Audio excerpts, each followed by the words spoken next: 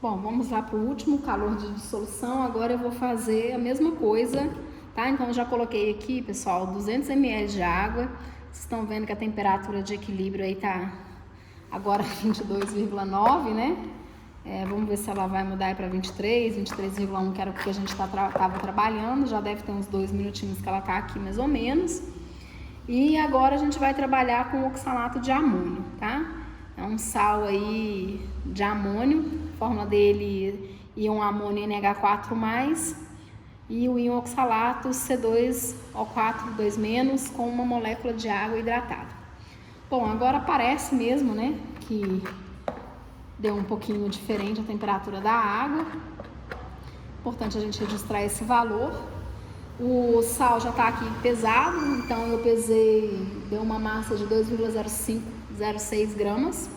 E já tô com a espátula aqui para não acontecer o mesmo problema. Quero saber se ele também vai fazer o mesmo esquema, né, que o nitrato de amônio fez, né, que foi diminuir a temperatura da água. Vamos ver se esse vai precisar. Ainda está estabilizando, ó, vou esperar mais um pouco, aqui para 23, mas voltou para 22,9. Vamos ver se ele vai liberar calor ou se ele vai remover calor do meio. 22,9, 23, fica no que você quiser, a gente está no erro do termômetro, então eu vou escolher 23, tá? Então a temperatura de equilíbrio inicial, eu vou falar que é 23 graus. 23,0, tá, gente? Tem que registrar essa casa decimal do termômetro, que é a incerteza. Mesma coisa, então já tô aqui agora, ó, com o sal. Vou tentar ser um pouco mais rápida. Esse sal é mais cristalino, ele provavelmente não vai agarrar aqui. E vamos ver o que acontece. É claro que essa transferência aqui, ela não é tão quantitativa assim. E eu espero que ele faça o efeito contrário. Eu gostaria, né, que ele fizesse o efeito contrário. Na verdade, eu queria usar o cloreto de amônio, mas ele tá fazendo a mesma coisa que o outro sal. Tá baixando. Ele também baixa mais ainda a temperatura. Cuidado, né, gente, na hora de fazer esse processo aqui pra não perder a água aqui, ó. Então, gira para um lado, gira para o outro. Já baixou bem mais, ó, tá vendo? Então ele absorveu, até pôr na mão aqui a gente sente um pouquinho que o calorímetro ele esfriou um pouquinho, né? Você consegue sentir um pouco mais frio.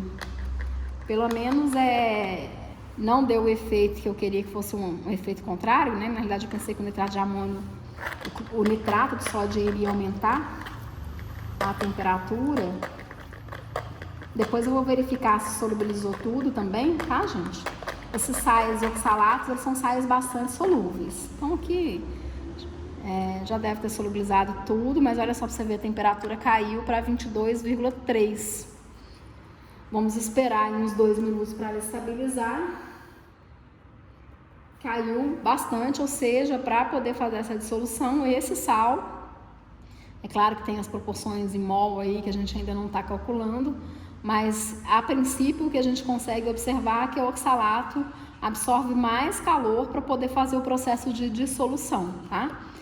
Essas reações, então, gente, elas seriam classificadas como reações endotérmicas. Ela tirou o calor do meio para promover o efeito, né, desejado, que é a dissolução. Algumas são reações que liberam calor e aí a gente viria a esquentar, que é o que acontece com a soda cáustica, né? Se eu colocasse aqui, ao invés de colocar esse sal, colocasse NaOH, nós iríamos registrar uma elevação de temperatura, tá? Uma prática que normalmente a gente faz aqui na fisicoquímica é a reação de neutralização, calor de neutralização, que seria a mistura de um ácido com uma base, né? De concentrações conhecidas, a mesma coisa, só que ao invés de registrar a diminuição de temperatura, a gente registra aumento de temperatura. Só para fechar aqui, né, a temperatura a gente já viu que ela está constante aí em 22,3. Preciso registrar mais. Esse calor, tá, gente, que nós estamos medindo, observa aí que a gente está fazendo uma determinação de calor a pressão constante, né? Eu estou aqui no laboratório, com essa pressão local, a pressão não muda. Toda a determinação de calor à pressão constante é o que a gente chama de entalpia. Então, o que você já sabe muito bem de ΔH, de reação, é uma medida de calor à pressão constante. Na hora que você calcular esse calor, né, esses calores aí envolvidos nessas transformações que a gente fez aqui, isso que você está medindo é um calor de solução, é um ΔH de mistura, tá? Idealmente, aproveitar também alguns poucos aí que estão fazendo a Físico-Química 2, né? Lá a gente trabalha um pouco com misturas. As soluções reais, né? Reais, elas acontecem isso aqui que a gente vê, né? A absorção ou liberação de calor no processo de mistura. Mas as soluções ideais, tá, gente? O processo de dissolução ideal, o ΔH de mistura deveria ser 0. Então, na hora que eu colocasse esses sais aqui em água, a gente não deveria estar observando mudança de temperatura da água. Não deveria liberar nem absorver calor. Mas como são misturas reais, elas liberam ou absorvem calor dependendo da natureza aí de cada material. Então é isso, com isso a gente finaliza. Tenho aqui que arrumar as coisas que eu baguncei no laboratório, né? Então tem muita coisa aqui para me ajeitar. Só dar um tchauzinho para vocês, tá, gente? E até amanhã, quem estiver na analítica, ou até quinta, quem estiver comigo na físico-química. Abraço!